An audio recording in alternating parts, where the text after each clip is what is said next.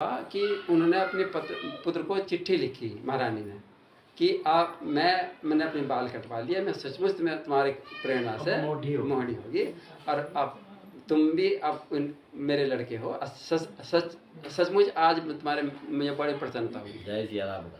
तो जब उन्होंने लड़के ने चिट्ठी पढ़ी तो उन्होंने शहनाई बजवा दी कि आज तो मेरा पुनर्जन्म हुआ। अपने जो महल में, एक तो पिताजी का महल था, एक लड़के का महल था, तो उसका नाम था प्रेम सिंह था, लड़के का प्रेम सिंह।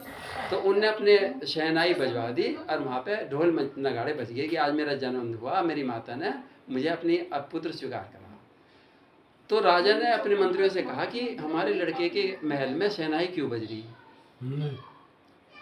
तो मंत्रियों ने कहा कि महाराज जी, तुम्हारे लड़के ने इस तरह से माँ का चिट्ठी आई थी और उन्होंने वैराग्नि का रूप धारण कर लिया और अपने लड़के को चिट्ठी लिखी और वो इसकी खुशी में वो शहनाई बजवाया।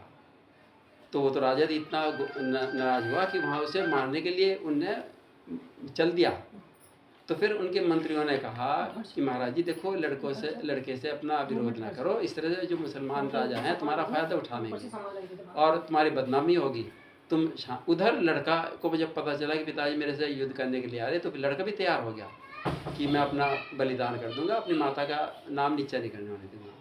तो लड़का भी चल गया। तो उधर लड़के को समझाया लोगों ने कि भाई अब पिताजी तो आज रात को आमेर जा रहे हैं और आज रात की बात है, तुम दुंदुबिया जो शहनाई है बंद करा दो, फिर बजवा लियो चाहिए जितनी बजवा लियो।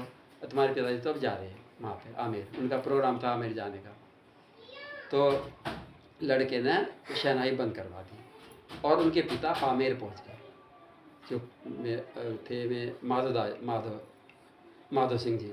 और आमेर जाके फिर उनके मंत्रियों ने शिकायत करी कि इस तरह से महारानी तुम्हारे वैरागियों के वेश धारण करके और वो तो वहीं पे रहने लगी। तो उन्होंने कहा कि तो हमारी बदनामी होगी बहुत ज़्यादा, तो हम तो ये सहन नहीं कर सकते, किसी तरह से इस रानी को मरवाऊंगा। तो जो दुष्ट मंत्री थे उन्होंने कहा कि देखो, इसका उपाय यह है कि हमारे यहाँ पे पिंजरे में शेर, जो खुखार शेर है, उसे हम छोड़ देंगे, वो रानी को खा जाएगा। तो ये हो जाएगा भी शेर खुद छुट गया था और रानी मर गई, तो कोई हर्ज नहीं, आप पे आरोप भी नहीं आने का। तो वो शेर जो था, उन्होंने फिर योजना के हिसाब से राजा ने, माधव सिंह ने उस शेर को छोड़ दिया और शेर आके दहाड़ने लगा रानी के कक्ष में आके। तो उधर जब दहाड़ रहा था शेर, तो महारानी उनकी दासी कहने लगी कि महारानी जी, शेर आया। तो वो अपने ठाकुर जी की सेवा कर रही थी महारानी रत्नावली जी। तो उन्होंने कहा कि देखो, ये तो यहाँ कौन शेर आ सके, हमारे राज्य में कौन शेर आ सके, यहाँ तो नरसिंह भगवान आ रहे हैं। तो वो माला लेके नरसिंह भगवान के स्वागत में खड़ी हो, ये तो ठाकुर जी आए हमारे नरसिंह भगवान, और हम तो उनको माला पहनाएंगे।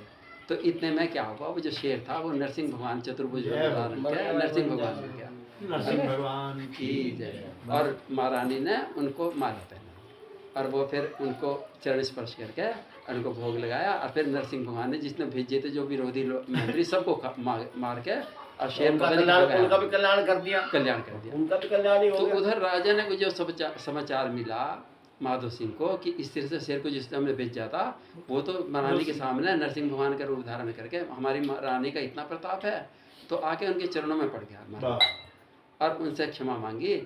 तो फिर उसने दासी ने कहा कि देखो, महाराज जी आए और आपसे क्षमा मांग रहे।